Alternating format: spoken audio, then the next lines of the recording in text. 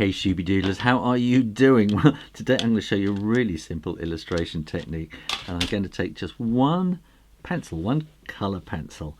This is brown, but this is a watercolour pencil, which means that as well as just using it like a normal coloured pencil, this stuff is actually made out of like watercolour paint that's gone really hard. So I went onto Wikimedia Commons, I typed in pretty ladies or something like that, and this was the first image that came up, and I thought I really like her, so I'm just going to kind of use her as a basic inspiration for an illustration.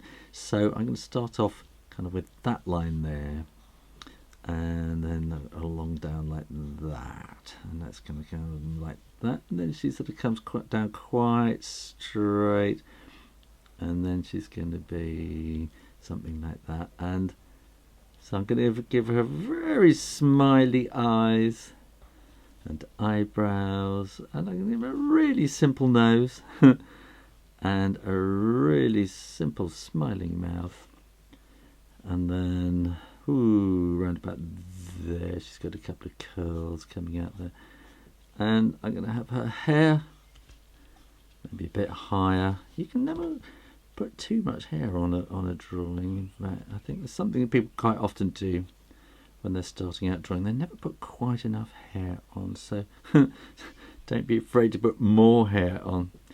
I'm just thinking that in fact I'm just going to have little dimples there as well, and we want her neck coming down so that I can see where this hair is going to come from, and then again that's going to be sort of coming there like that. Good. There's her neck, and I'm going to have her collar going to come out like that, and then it'll come here and there, so that's coming down that way. This is going to go kind of up and round like that. That will go up and round like that too, and then we got her shoulders, and she has kind of puffy sleeves. And I'm going to, where are we? Let me see on the camera. So we give her a kind of a belt around about there like that, just to make things really, really easy. And because I can't see her hands on here anyway, I'm just going to have her kind of with her hands behind her back. Put a little bit there for her throat, and then I'm going to just do some kind of random scribbling here in the hair. I think we want a bit more around there, and then this needs to be quite dark up there, but that's not quite so dark. A bit darker around there, and quite a lot darker around there. And we're going to put a bit of shade into there, and a bit of shade in like that as well. I think that's maybe a bit of shade there in the arms. Now this is where it all comes together. This is a Derwent water pen, and you can see that the water is in the handle and it flows through the brush. And this is going to work quite nicely on this paper because, again, this is Derwent paper. This is Derwent watercolour paper, which is good for really nice and smooth and soft, and great for doing coloured pencil work on, sort of coloured watercolour pencil work on.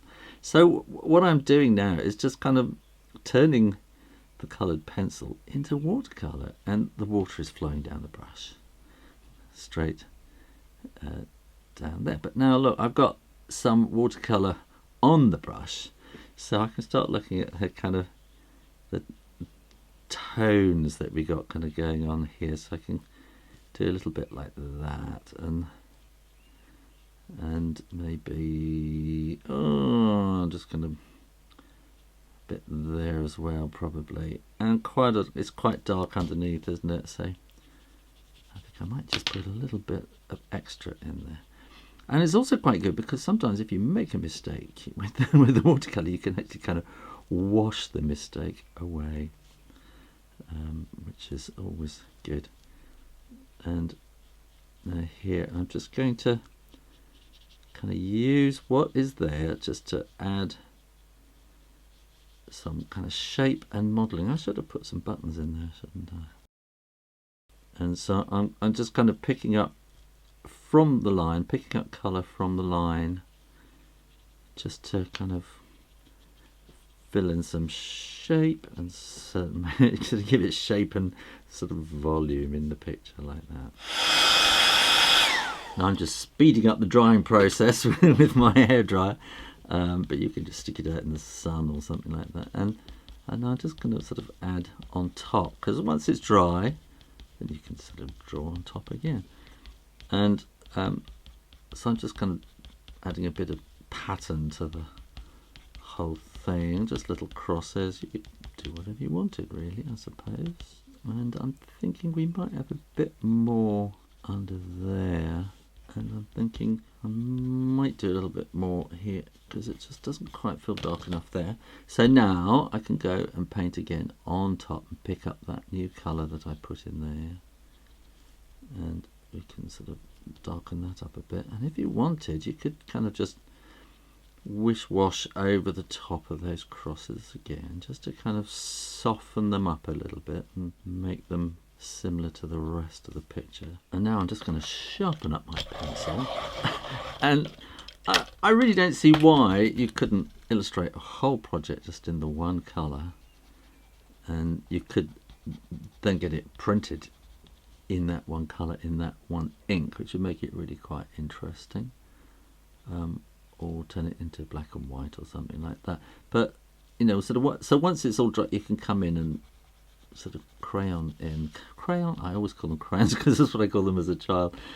You can come and pencil in, you know, a bit more detail once it's dry, and just sort of sharpen up those kind of shadows. And in fact, it'd be really interesting to see a whole book illustrated in that style, I think.